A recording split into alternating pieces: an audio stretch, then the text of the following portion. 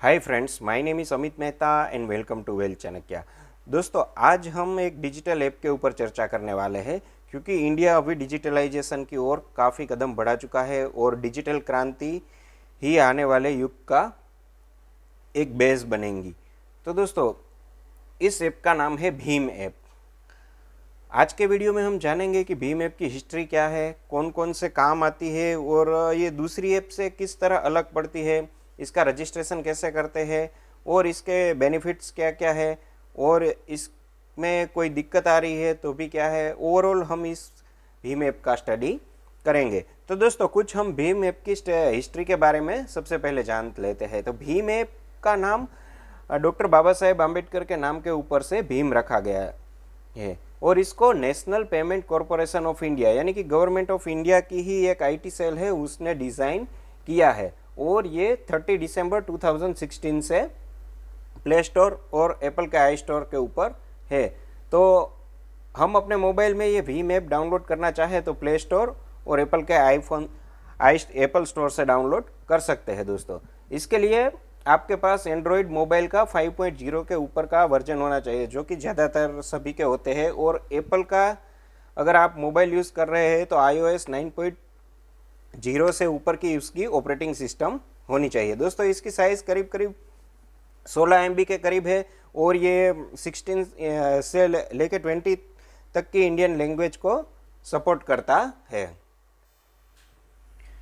अब दोस्तों, हम जानते हैं कि भीम ऐप को हमें अपने मोबाइल में एक्टिवेट करने के लिए क्या क्या रिक्वायरमेंट होनी चाहिए। तो दोस्तों, उसके लिए हमारे पास एक वैलिड मोबाइल नंबर होना चाहिए और एक डेबिट कार्ड होना चाहिए। तो दोस्तों, मान लीजिए कि आपके 3 या 4 बैंक में अकाउंट है या एक ही बैंक में अकाउंट है, तो आपने बैंक में जो अपना मोबाइल नंबर दिया हुआ है उसी मोबाइल नंबर के यूसेज से आप अपना यूपीआई एक्टिवेट करवा सकते हैं भीम ऐप में। तो इसके लिए मैंने जैसे बताया कि एक मोबाइल नंबर और डेबिट कार्ड चाहिए। मोबाइल नंबर और डेबिट कार्ड की मदद से आप ये भीम ऐप एक्टिवेट कर सकते हैं। दोस्तों, अब हम जानते हैं कि इसके और क्या क्या बेनिफिट है और क्या क्या है। तो बेनिफिट के बारे में जाने तो दोस्तों, जब भी हम दूसरे मोबाइल वॉलेट यूज़ करते हैं तो उसमें क्या करना पड़ता है कि हमें बैंक से वो मोबाइल वॉलेट में पैसे ट्रांसफ़र करने पड़ते हैं और उसके बाद हमारा ट्रांजैक्शन होता है। इस ऐप में बिल्कुल ही ऐसा नहीं होता है। इस ऐप में आप बैंक टू बैंक या अकाउंट टू अकाउंट या आपके एक यूपीआई से दूसरे यूपीआई में पेमेंट ट्रांसफ़र कर सकते हैं। तो ये हो गया इसका बहुत ही बड़ा बेनिफिट हो जाता है। इसके अलावा आप क्यूआर कोड स्कैन करके मतलब कि कई सारे मर्चेंट या किसी पेट्रोल पंप या बड़ी शॉप्स मॉल्स में हम जाते हैं तो उन्होंने अपना क्यूआर कोड रखा हुआ होता है। तो भीम ऐप में हम क्यूआर कोड स्कैन करके पेमेंट कर सकते हैं। इसके अलावा दोस्तों, इसमें हम अपना खुद का यूपीआई भी बना सकते हैं, जो मोबाइल नंबर और 8 यूपीआई या फिर दूसरा नाम रख के भी अपना यूपीआई बना सकते हैं और अपना खुद का क्यूआर कोड भी बना सकते हैं, जिससे अगर मान लीजिए हम मर्चेंट है या दूसरों से हमें पैसे लेने हो तो वो क्यूआर कोड स्कैन करके या हमारे यूपीआई को स्कैन करके हमें पैसे सेंड कर सकते हैं। अब हम दोस्तों जानते हैं कि भीम ऐप को हम एक्टिवेट कैसे कर सकते हैं। तो दोस्तों, आप जो भी मोबाइल यूज़ करते हैं, एप्पल का हो या फिर वो एंड्रॉयड का हो, तो सबसे पहले आपको ये ऐप डाउनलोड करनी पड़ेगी जिसका नाम है BHIM भीम। वो आपने एक बार डाउनलोड कर ली, फिर आपको अपनी प्रीफर्ड लैंग्वेज सिलेक्ट करने के बारे में पूछेंगे। तो दोस्तों, दूसरा स्टेप हो जाता है आपको अपनी लैंग्वेज सिलेक्ट करनी है। उसके बाद आपको सिलेक्ट सिम करना है, mobile number that is registered with your bank, यानी कि आपके बैंक में जो मोबाइल नंबर रजिस्टर है वो डालना है। उसके बाद आपको एक 4 डिजिट का एप्लीकेशन नंबर या पासवर्ड उसको कहते हैं वो क्रिएट करना पड़ेगा, लॉगिन पासवर्ड जिसको कहते हैं। उसके बाद आपका बैंक वहाँ दिखा देगा, जिस बैंक में आपका रजिस्टर्ड है मोबाइल नंबर वो दिखा देगा।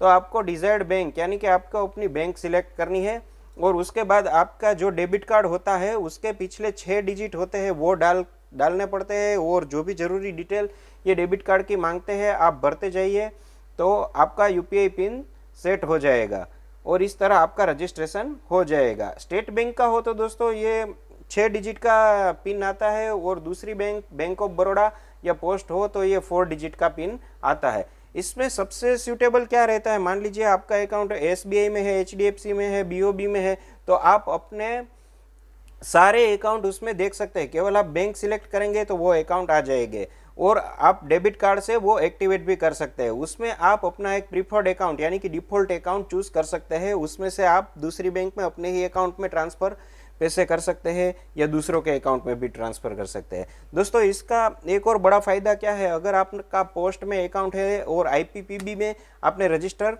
करवा रखा है और एक account Indian postal payment bank में करवा रखा है, तो आप आपके पोस्ट के अकाउंट और बैंक के अकाउंट के बीच में भी यहाँ से ट्रांजैक्शन कर सकते हैं। इसके लिए आपको आईपीपीबी का एक वर्चुअल डेबिट कार्ड डाउनलोड करना पड़ेगा। उसके ऊपर एक सेपरेट वीडियो मैंने पहले ही बना रखी है, तो वो भी आप देख लीजिए। इसके अगर ट्रांजैक्शन की लिमिट जाने दोस्तों, तो ये एक रुपये से लेके 1 लाख रुपए तक के ट्रांजैक्शन आप इस ऐप के यूसेज से कर सकते हैं। दोस्तों आप मिनिमम ट्रांजैक्शन 1 रुपये का बता दिया, और आप चाहे तो मैक्सिमम इसमें 40,000 का 24 आवर में ट्रांजैक्शन कर सकते हैं। और मैक्सिमम ट्रांजैक्शन की जो लिमिट है वो 20,000 की है, यानी कि आप 24 घंटे में 40,000 रुपीज़ ट्रांसफ़र कर सकते हैं। वो ट्रांजैक्शन लिमिट है एक साथ एक ट्रांजैक्शन की। और इसके अलावा दोस्तों ये 10 ट्रांजैक्शन पर डे आपको अलाउ करेगा, यानी आप एक साथ एक दिन में 10 ट्रांजैक्शन इस ऐप के थ्रू कर सकते हैं। दोस्तों अगर आप शेयर मार्केट में डील कर रहे हैं तो आईपीओ का एप्लीकेशन जब भी आप लगाते हैं तो वो यूपीआई के थ्रू ही मैंडेड होता है।